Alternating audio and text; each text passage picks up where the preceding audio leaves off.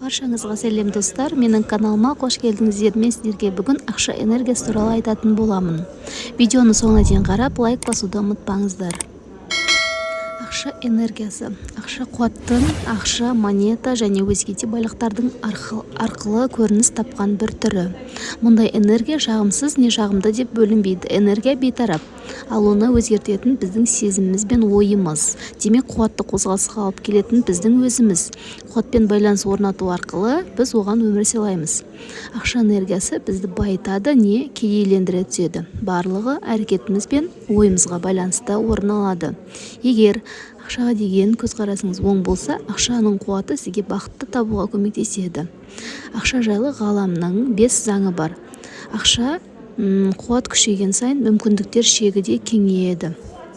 Ғаламның бірінші заңында ақшаға құрметпен қарау керек делінген.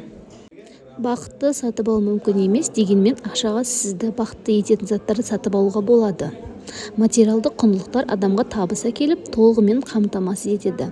Қажеттісін сатып алып, өзін рухани қанағаттандырады. Сіздің энергияңыз күшейген сайын ол тазара түседі, ал ақшаның қуаты күшейсе, мүмкіндіктер де сізді қоршайды. Ойды бақылауда ұстау керек. Ақшаны өзіңізге тартудың бір жолы ойыңызды бақылауда ұстау. Менталды деңгейде қандай ойлар пайда болса, өмірімізде сондай болмақ. Сондықтан ойыңыздан кедейлікті шығарып тастаңыз, барлық жағымсыз нәрселерді жойыңыз. Энергия сіздің айтқаныңызбен жүреді. Материалдық жетістік жайлы армандаудан ұялмаңыз. Осылайша сіз өміріңізге байлық пен табыстың энергиясын шақырасыз. Мұнда дұрыс армандай алу да маңызды. Неге жетіп, қандай нәрсені иеленгіңіз келетін елестете алу бақытты өмірдің кілті. Ақша үшін магнитке айналыңыз. Табыс энергиясы неғұрлым зейін қойған сайын, ғаламмен екі ортада байланыс күшейеді. Жеткен жетістігіңізде тоқтап қалмаңыз. Қарыз болу дегенді ұмытыңыз. Бай болып табысқа жетудің практикалық жолдары жетерлік.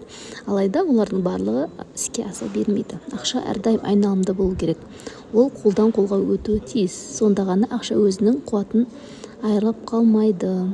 Ақша жайлы ғаламның заңының ең соңғысы ақшаны қуана беріңіз дегенді білдіреді. Қарызыңызды өтегенде, жол ақысын төлегенде ақшамен тасап кетті деп ойламаңыз. Қуанышпен берілген ақша ғана өзіңізге қайтып келеді.